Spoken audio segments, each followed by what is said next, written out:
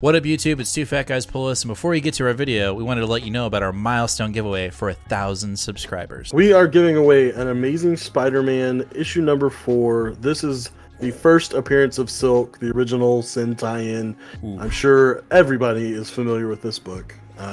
This is a CBCS 9.8. Oh yeah. Yeah, so big boy. This book is much hotter than it was when we first bought it for the show. Yep.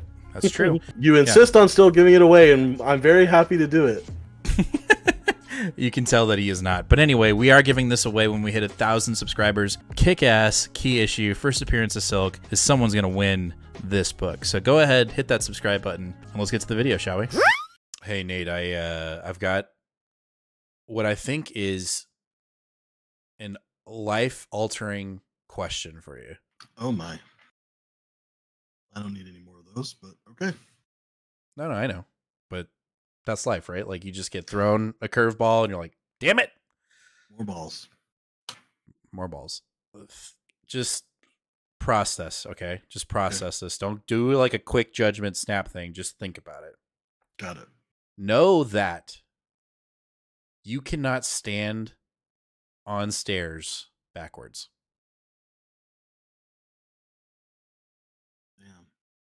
Right?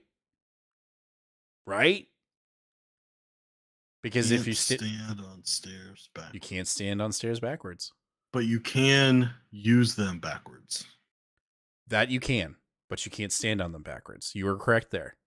So when you stand on stairs, you're on the cusp of breaking like a foundation of physics. If you find a way to stand on stairs backwards, then you'll find a hole to the multiverse. That's all we got to do. Breaking the space-time continuum. Yeah, it's quite literally an anomaly. Let us know, chat. Tell us how you stand on stairs backwards. Let us know in the comments. Let's start the show. Okay. What up, YouTube? It's two fat guys pull us, and we've got another new comic book day video for you for the week of October 26th. And it's a bit of a weird one. You know, it's kind of in flux. We got an annual here. We got an ended event here.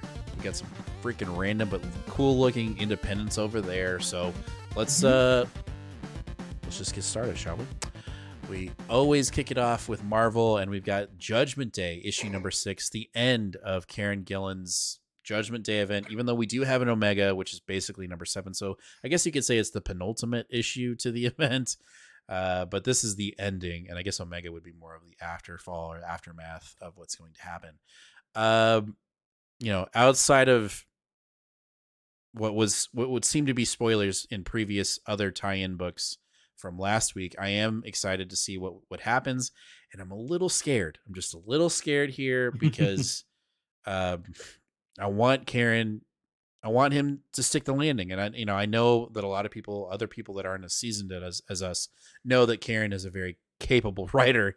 But I'm just a little worried. That's all. Just a little worried. Just a little bit.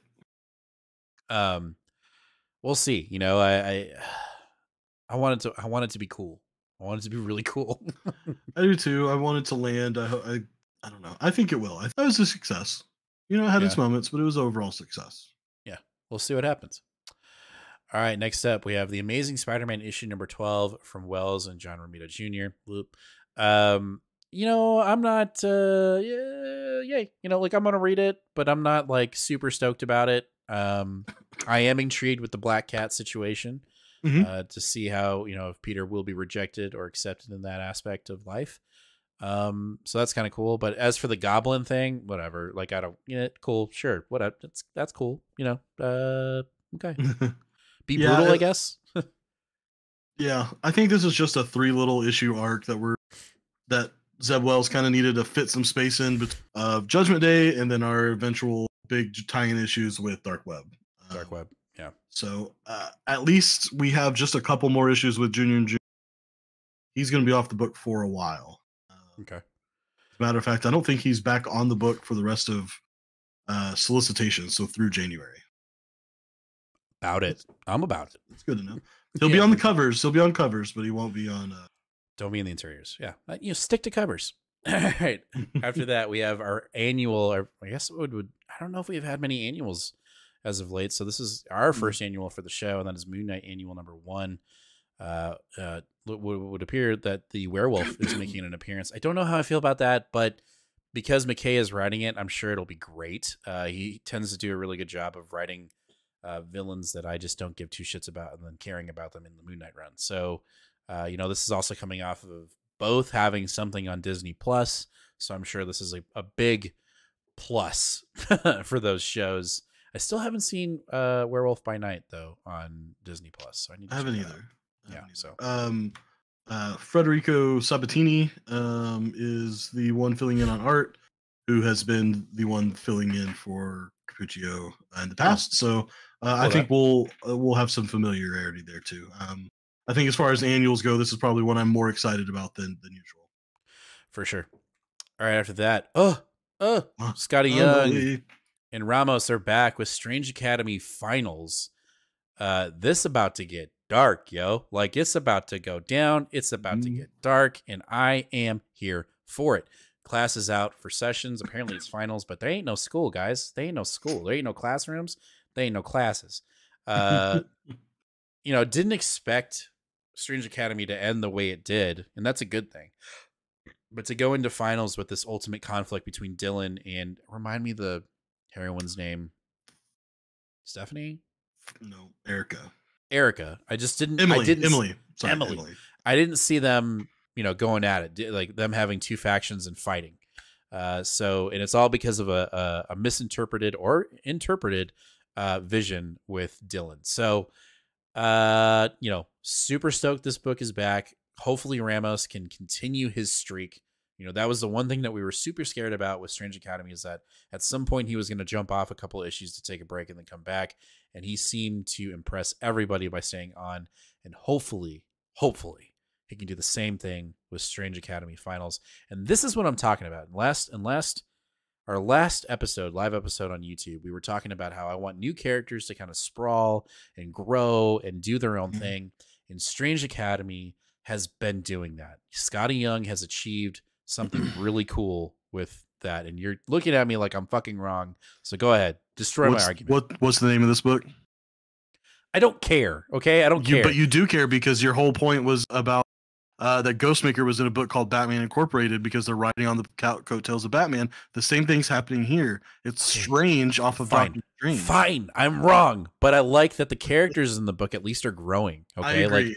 Like, what if, when Strange Academy comes to its end, I want to see all these characters have their own books. I want to see them grow, and so that I don't need to have a Strange Academy. I need to have an Erica Academy. I don't give me, you know what I'm saying? Jesus Christ. Emily.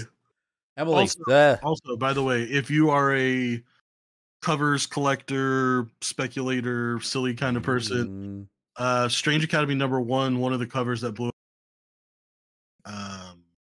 Magic Peach Momoko cover. Well, guess who's back doing another Magic Peach Momoko? Marvel got smart and didn't allow this to be a store exclusive. This is the 1 in 50 variant. So, too rich for my blood. I won't be getting this. But if you are a Peach lover, collector, or big speculator, I would say that this is a book to keep your eye. I have this cover specifically. I have some extra cash in my bank account. I might need to call Ron. Because I want this. I want this, and I want it graded. All right, let's move on to our next book, and that is The Exterminators, issue number 2. This book has been, we're only 2 issues in, but I really enjoyed issue 1. I don't quite understand what's going on, which I like. It didn't make me feel like I don't know what's going on and I'm not going to read. I'm like, I don't know what's going on and I want to continue. This is it would appear that this is going to be a very kind of Halloween-esque issue, which I'm okay with, because Halloween's right around the corner. And I love everybody in this book right now. So let's more pleas from Williams.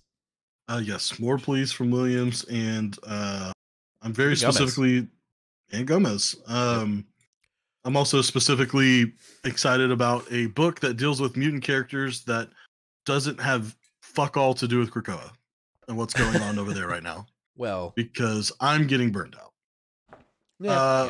Not on necessarily resurrection protocols, but just like, I don't know. I'm ready for a little bit more character focus, and that's what we get here.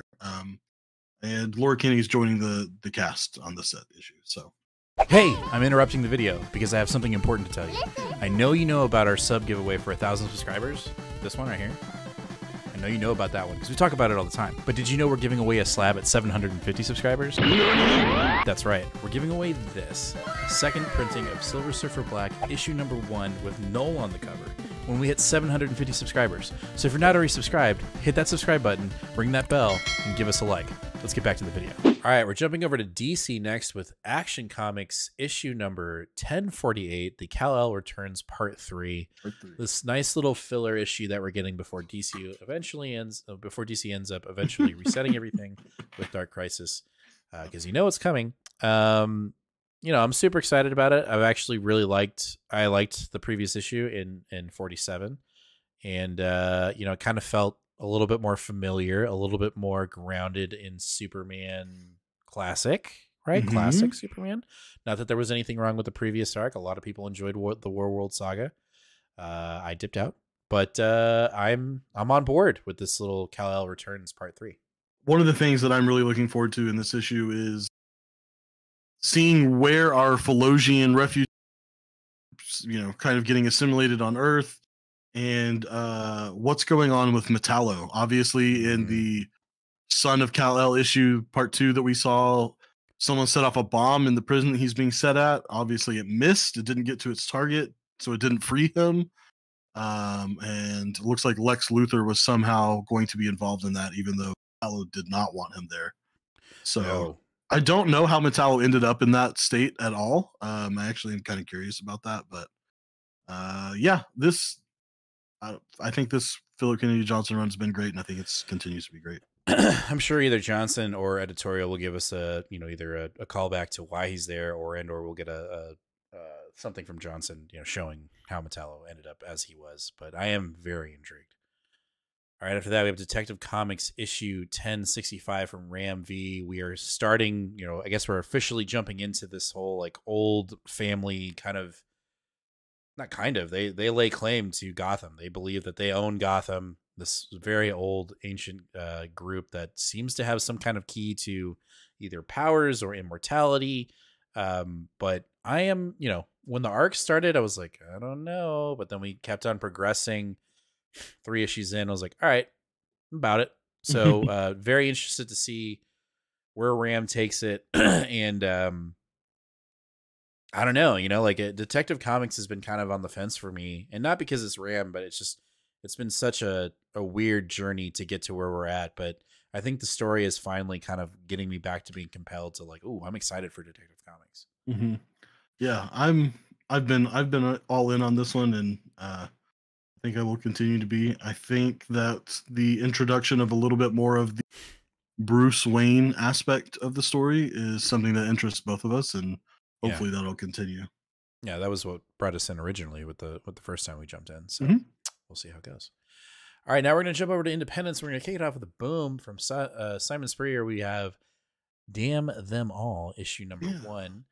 So you're picking this up. This might be a game day decision for me. I might have to look at it because I'm a little burned on Spurrier. Last time I picked up an independent from him, I just felt dumb in the rush. And so... I mean, technically, that's not the last independent you picked up from him. It was Step by Bloody Step. That was a good book. I remember that being a good one. So, but that didn't have any words, right? They didn't have any words. Right. When he puts words in Independence, it's like, God damn, dude! I don't have a thesaurus like right next to me or a dictionary. I gotta fucking. That was very stylistically for that particular comic. Yeah, that's what I'm saying. And this doesn't seem to be like that because this looks kind of, what is it? Kind of futuristic. This is a supernatural thriller, is the way that they're marketing it. They say if you were liking We Have Demons Killing the Children, that this will be up your alley.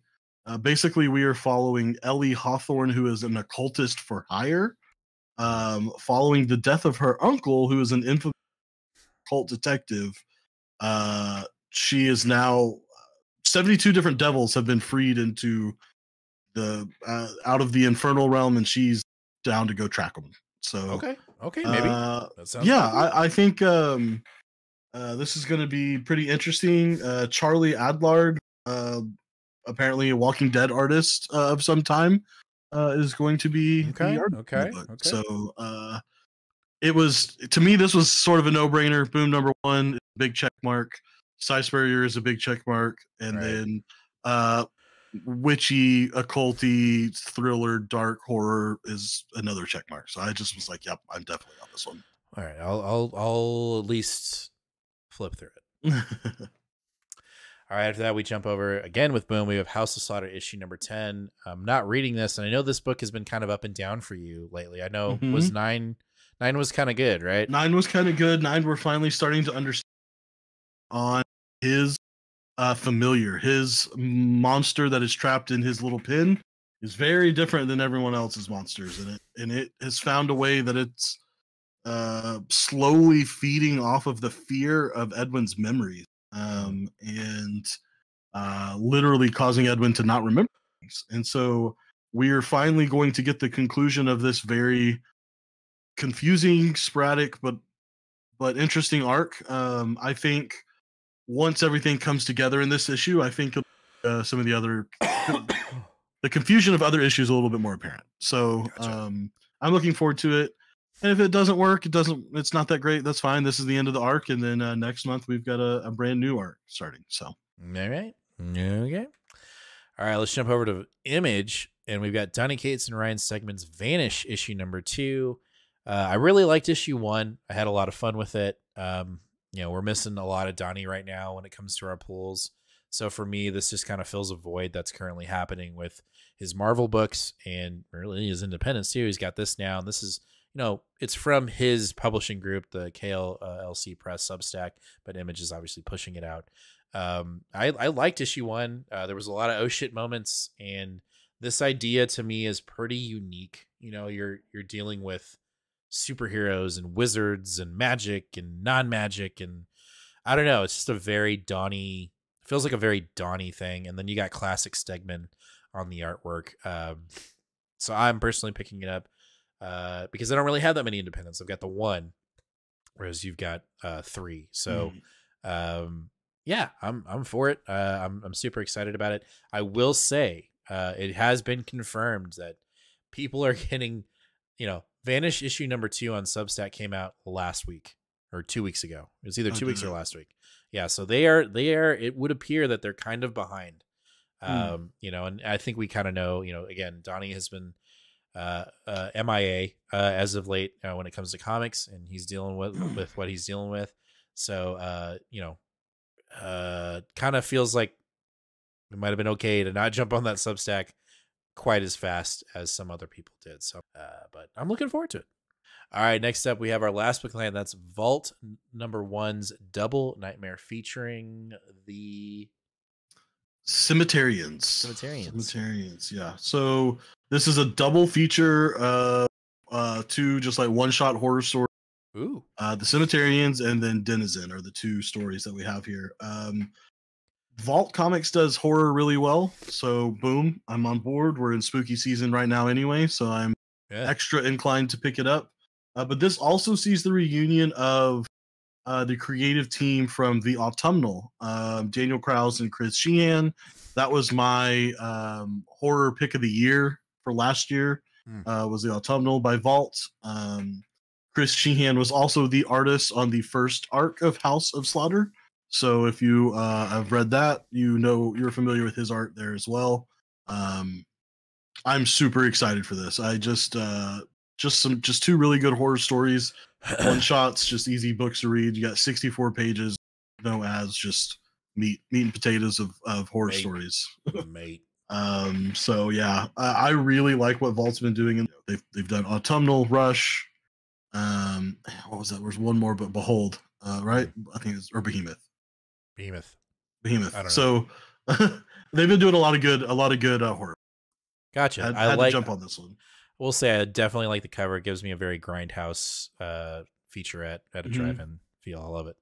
Yeah, there's some really cool variant covers for this too. This is the first time I've ever actually seen Vault do a really big ratio variants. They even go all the way up to a 1 in 100 for this, which I don't think I've ever seen from Vault.